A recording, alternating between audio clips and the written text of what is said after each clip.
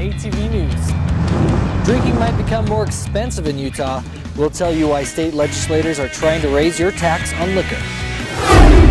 And construction at Logan High School will be going on for the next 2 years. See why students have to deal with interruptions and what's going to be new. A lot of us took the Ice Bucket Challenge. You'll meet an ALS and hear where she thinks the money should go. If you've been reading highs and lows, you might be confused. I'll straighten all that out on ATV Weather. With Aggie athletics on the road and high school football in town, we went out to show you if the Mustangs got tamed by the Bobcats on this week's ATV Sports. All that plus bonus features coming up on ATV News.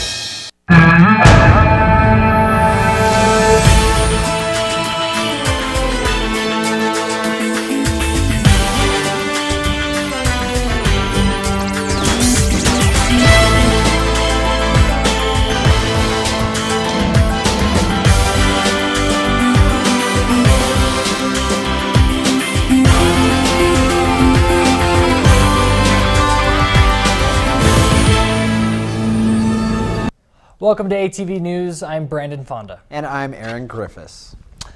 Utahns are already going to Idaho to buy liquor with higher alcohol content. Our Chris Hyde shows us how there might be another reason for you to make the trip. Like most college students, you probably want to save money on your night out, even if it means bargain shopping for booze. In Utah, you can't offer a happy hour special, so from 3 to 5, when you'd normally see a drink special, we offer a food special that gets people in. Because our neighboring state of Idaho does not have the same restrictions as Utah, some people choose the 22-minute drive over going to the state liquor store. Why pay a higher price for something that you can get in Idaho that's a higher quality and more selection? We see a lot more Utahns than we do Idahoans buying tobacco and lottery and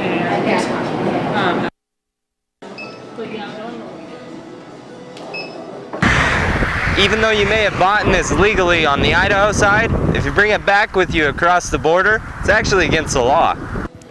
But according to the Cache County Sheriff's Department, the bootlegging of alcohol is almost impossible to enforce. So even if Utah votes to raise taxes on liquor, there will still be some people that continue to work around it. From ATV News, I'm Chris Hyde. To find out more about Utah's liquor laws, go to abc.utah.gov. Construction here at Utah State might be a bit of a hassle, but it's not interrupting classes. This used to be the lobby of Logan High School, but the lobby, along with most of the school, is being rebuilt. The old technology building has already been torn down, and a new one will be built in its place. The only areas of the school that won't be updated or redone will be the auditorium and the main office. According to school officials, the construction is necessary because the school does not meet earthquake requirements. Construction has been going on for several months, but students say the interruptions aren't as bad as they used to be. Last year when they were doing the demo, we had fire alarms going on and off throughout the day, and we obviously didn't know if it was actually accurate or whether it was just because of construction, so it was interrupting classes a lot. Students are going to have to get used to the mess, as school officials say they don't expect it to be done for another 2 years. Well, the summer craze is over and the total donations from the Ice Bucket Challenge are in. ATV's Jill Hodson went out to find where the money is going. Even Go Aggies! The USU head football coach. People of all ages dumped ice-cold water on their heads to spread awareness for amyotrophic lateral sclerosis, or ALS. It's a disease where your muscles aren't getting nourishment anymore, and so when it doesn't nourish and regenerate, then it just atrophies and you lose control of a lot of functions. This is Kim. She was diagnosed with ALS 10 years ago.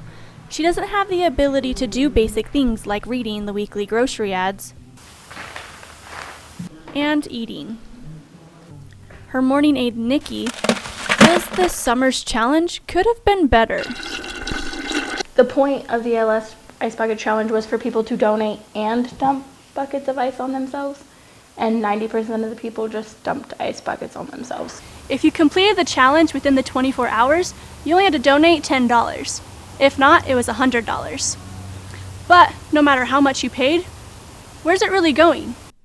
The Ice Bucket Challenge was based on raising money for ALS research, but for the last year, only 28% of it went to research.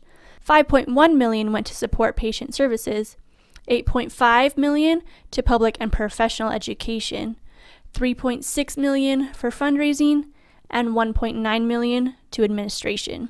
Though the money was donated to mostly research and education, people like Kim need finances to stay in their homes. If the ALS had an actual chapter in Utah and actually was giving part of the money to people with ALS, it would be better. Once diagnosed, most doctors will tell you between 2 to 5 years is the life expectancy. Kim has lived past the average life expectancy, and each year is harder for her to employ her aides. The Ice Bucket Challenge was a success. It raised more than $100 million. Jill Hodson.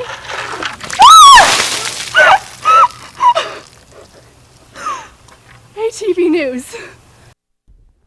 For Kim, the battle is staying in her own home. If you would like to help her, you can go to keepkimhome.blogspot.com. All right, when we come back, maybe you shouldn't wear your skinny jeans if you plan on buying the iPhone 6. And St. Patrick's Day came early this year. See what Shamrocks have to do with raising money for a cause after this break.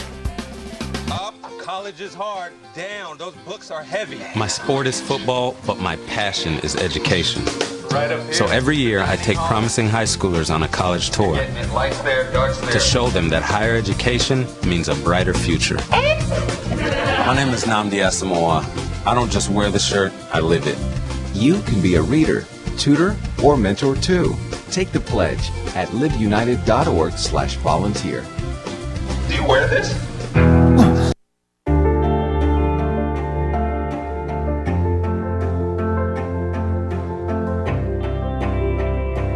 Body language can tell you all sorts of things. Like someone is having a stroke. Know the sudden signs. Learn fast. Face drooping, arm weakness, speech difficulty. Time to call 911 and get them to a hospital immediately. Learn the body language and spot a stroke fast. Here's your check. Here's your check.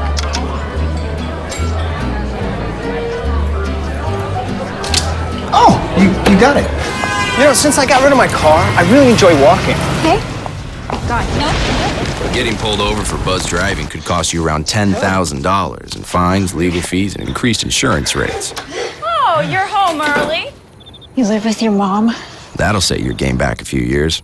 Buzzed, busted, and broke. Because buzz driving is drunk driving. Here's your check.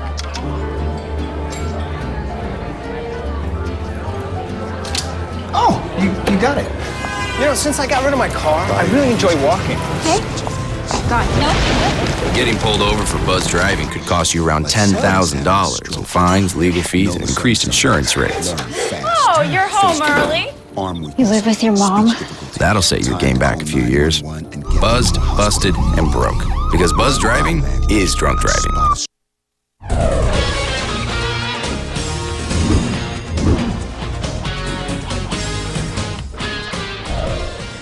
The iPhone 6 and 6 Plus are out now after the release on the 19th, but users have discovered a defect with the new phone. It bends. One of the biggest updates with this new phone is the size. The 6 has a 4.7-inch screen and the 6 Plus has a 5.5-inch screen. With these phones being bigger and thinner, users have noticed that if you happen to sit on your phone while it's in your back pocket, it could bend. That discovery has led to many testing the limits of the aluminum phone to see if it can be bent with your bare hands. But that hasn't stopped some users from getting the newest Apple phone. I'm pretty convinced on my decision with the 6 Plus. I guess I did kind of at first consider getting just the 6, but I think I want the 6 Plus. And I'll be careful with it. I'm not going to put it in super tight jeans or anything. So. Although the issue of the bending iPhone has been causing quite a stir in the news, Apple says they have only received 9 formal complaints. But that hasn't stopped jokes about the phone from users and competitors. Despite problems with the new phone, Apple sold 10 million phones in the first 3 days. Weekends normally mean fewer people on campus, but our Alicia Facer shows how last Saturday USU was racing for a cause. It may have been raining, but that didn't stop the participants of the Shamrock and Run 5K. The event, hosted by the Kappa Delta sorority, is the first one to raise money for a cause outside of the Utah State campus. We chose to do the run because we thought it would get more outside involvement for people. Our Shamrock events in the past have been more centered around Utah State's campus, and we wanted to get more community involvement this year. Registration could be done online for $15 before the race or at the Taggart Student Center the day of for $20. The money that was raised will be donated both locally and nationally. 20% of our proceeds go to Prevent Child Abuse America, and then 80% stay locally here in Cache Valley and go to the Child and Family Support Center. Kappa Delta held activities all week long to help raise money and awareness, like yoga on the quad, a dodgeball tournament, and an auction held right here in the Sky Room. The runners had to run 2 laps starting outside of the TSC, going around the quad and the Fine Arts Building. Checkpoints were set up along the route to keep runners safe and provide encouragement. Though the weather was dreary, participants were in good spirits as they prepared for the race. It's something people need to pay attention to, and if nothing else, it just gets people aware of what's going on. Waiting for the runners at the end of the course was a cheering squad, water, and Big Blue to congratulate them on finishing the race and for donating to help prevent child abuse. Alicia Facer, ATV News. So far, Kappa Delta has raised over $3,000, and you can still donate. All right, Brandon, so there's blue skies out there right now. I know it wasn't earlier, but Logan's actually received quite a bit of rain the last couple months. And fun fact, we've actually received more rain than a city that's known for the rain. I want to see any guesses. What city would it be? Well, it's probably not Las Vegas or Phoenix. Probably not. Is that your guess? Yes, it's not Las Vegas. I guess we'll see. Let's check it out. It's a sound we've grown accustomed to the last couple of months. That we've had more precipitation in the latter part of the year than normal. In fact, we received more rain in the month of August than Seattle, Washington did. When compared to our historical average, we've more than doubled it, receiving 2.15 inches of precipitation in August. But the rain causes more problems than just wet feet and the inconvenience of holding an umbrella. Ironically, farmers are the ones facing the biggest problem. Hay needs water to grow, but too much water during harvest time creates a big problem. Whenever hay growers harvest their alfalfa, they swath it and they put it in a windrow, and then it rains on it, the quality of the alfalfa goes down. Not only does the quality go down, but in turn so does the sell price for farmers. But hay isn't the only crop affected. Barley crops have also been hurt by the late rainfall. The crop has essentially been destroyed by sprouting early. Farmers face a strange catch-22 when it comes to the rain. But overall, they would rather have it than not. Water is a blessing whenever it comes. I think almost every time that you get the rain, it's a good thing. All right, so you were close on, well, actually you weren't close. It was Seattle, obviously. So close. Liking the rain. But coming up next, Becky Eisenhower will have your Cache Valley weather report. The current temperature in Logan is 48 degrees. Thanks for calling the GED Pep Talk Center. Jerry Siller speaking. Your level 7 in-your-face pep talk. I can keep pushing you. Believe me, I'm good at it. But at some point, you're going to need to start pushing yourself. See, once you've got your GED diploma, you'll feel so good about yourself. You tell them. You can't change your past, but you can definitely change your future. That makes me so happy, I'm ready to bust out a dance. Mr. Trejo, can I transfer this guy to you? My gentle technique isn't really working. You need something a little more persuasive. Yes. You listen. and you listen good. Hey, where's my sandwich? Terry? Terry! Take it from me, the King DMC. It's a real cool thing to get your GED. Get that diploma! Now hold on and we'll find you free GED classes. Capiche? Whatever motivation you need, we've got a pep talk for you. Get your GED pep talk and find free classes at yourged.org.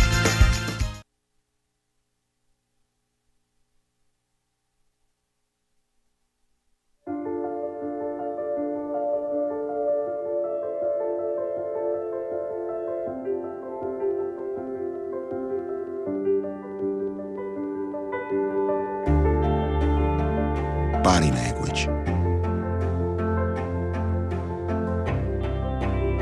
Without saying a word, it can tell you so much.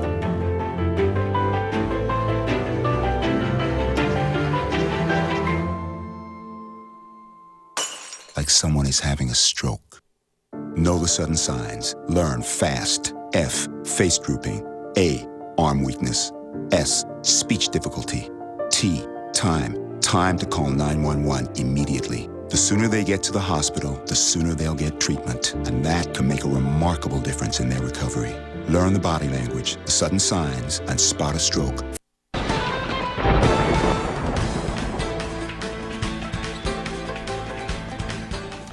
Welcome back. Well, this week it's been cold, it's been rainy, it's been wet.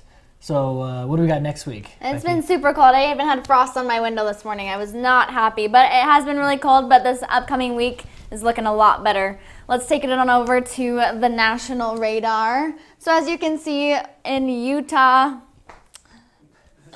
we've got some good stuff going on. The weather is moving away. There we go. The rain is moving towards the east, so it's coming towards the east. So it's going away from Utah. Let's take it on over to the state radar. All right, you can see some stuff coming down south through Logan, so that's the rain we've been getting today. But it should be clearing up. It looks like it's cleared up outside a little bit already, and we should have some sunshiny days. Let's take it on over to the 7-day forecast.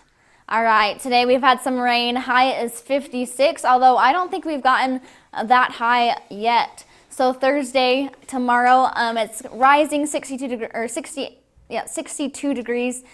is the high. 66 on Friday, 66 on Saturday, and Sunday we're continuing to rise with 71 degrees as the high, 73 on Monday, and then Tuesday up all the way up to 75. So it looks like we're not quite, getting that super cold weather like we've been having, but it's coming, so prepare yourselves. Happy to have some sun, though, a little bit Yes. here. Yeah, So that'll be good. Nice. Not all rain.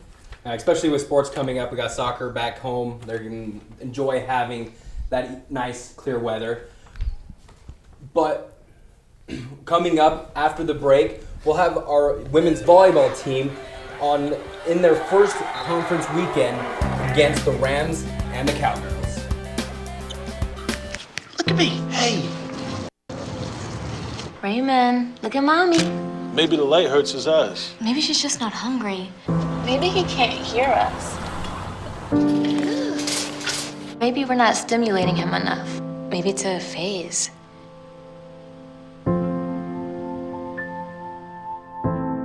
Avoiding eye contact is one early sign of autism. Learn the others today. The sooner it's diagnosed, the better.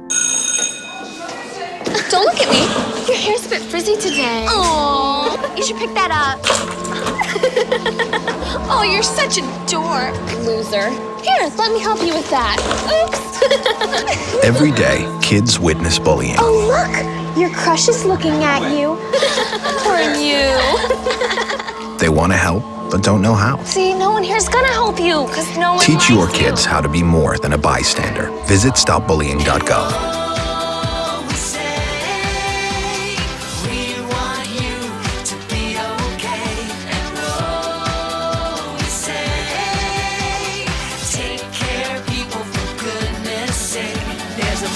Every budget, so don't accept defeat. Now you can get covered and still buy me treats. You take care of your pets. Now it's their turn to take care of you. Visit getcoveredamerica.org to learn about your health insurance options. You wouldn't let money just blow out of your house. So when your AC or heater is on, make sure the doors, windows, and fireplace flue are shut tight. If you're headed out, turn down the AC or lower the heat by 10 degrees. And always keep your water heater set at 120. A little bit of common sense goes a long way. Get more great tips at energysaver.gov.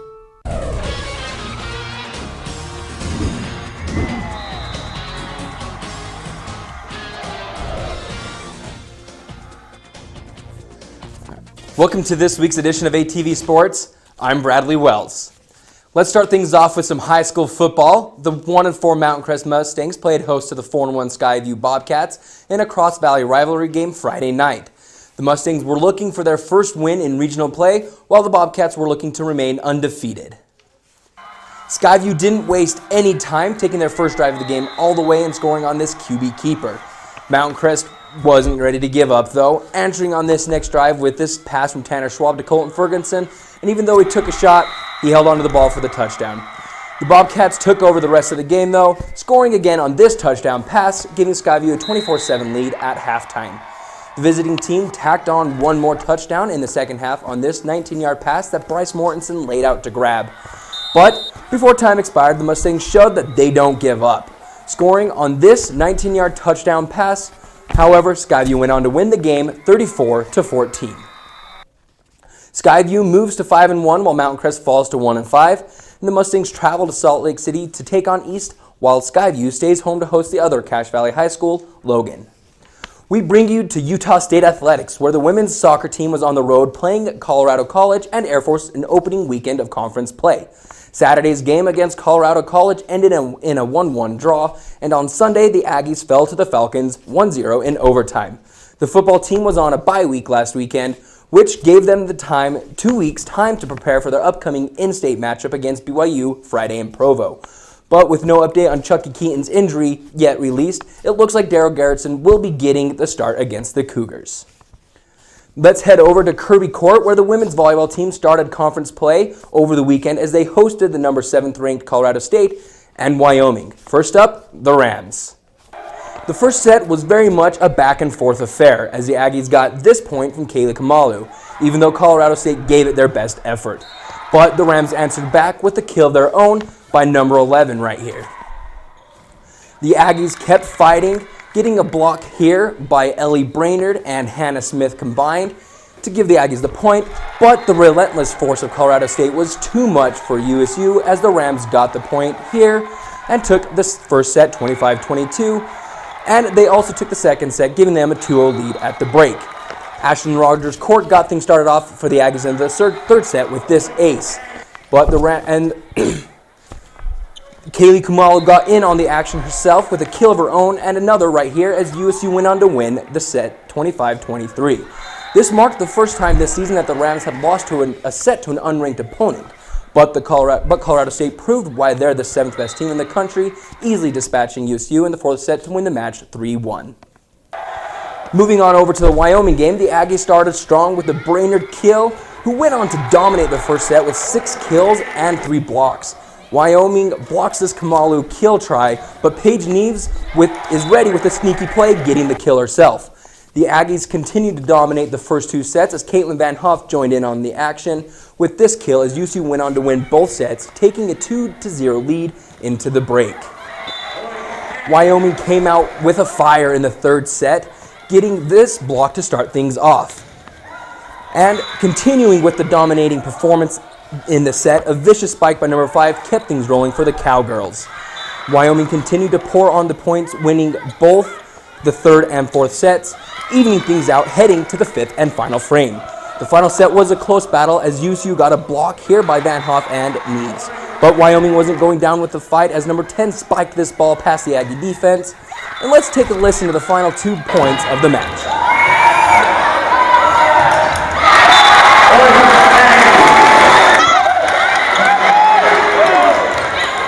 The Aggie block party registered 6 blocks in the final set, giving the Aggies the 3-2 victory.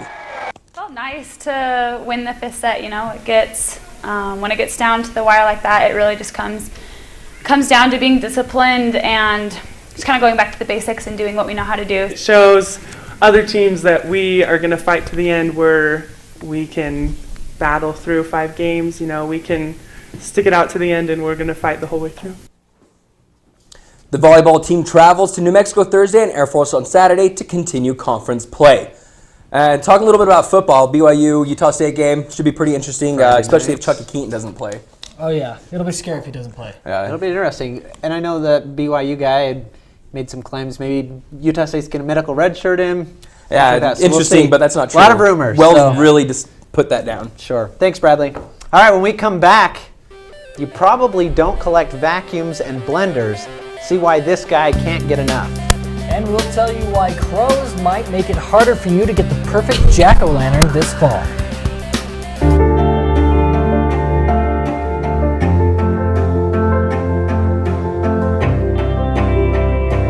Body language can tell you all sorts of things. Like someone is having a stroke. Know the sudden signs. Learn fast. Face drooping, arm weakness, speech difficulty. Time to call 911 and get them to a hospital immediately. Learn the body language and spot a stroke fast. Can you consent with me? Imagine what you'd see if every child had a book to read. So the mission is for us to get a book to each and every child. So let's join hands, book people unite, unearth hidden passion. Come on, we'll have a good time. One book can be the first thing helps to change a life. Book people unite. Read to a child today and spark a lifetime of ambition.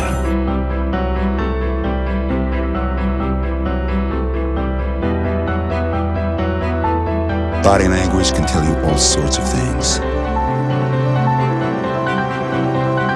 Like someone is having a stroke. Know the sudden signs. Learn fast. Face drooping, arm weakness, speech difficulty. Time to call 911 and get them to a hospital immediately. Learn the body language.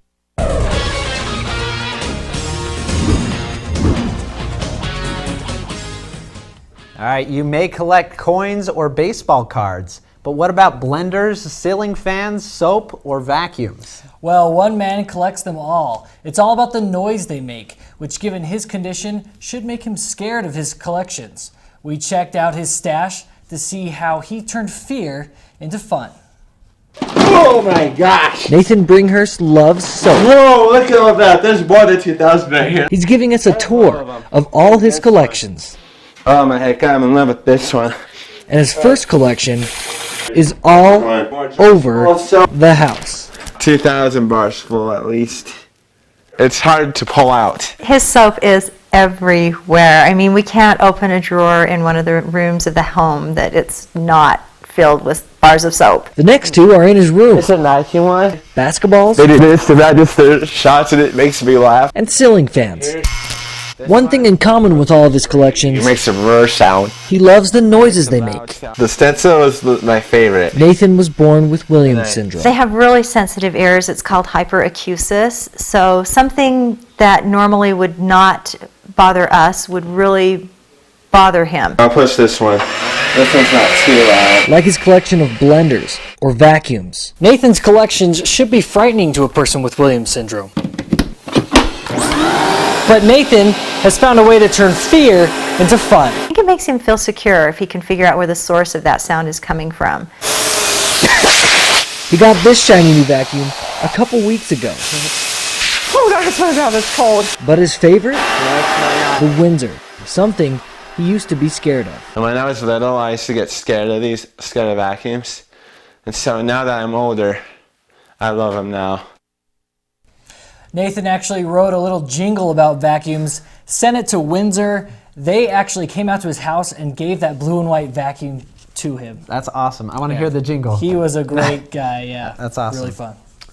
All right, the leaves are changing, Halloween decorations are filling stores, and you may want to take your family to the pumpkin patch. But this year, the pumpkins may not be as orange as they used to be.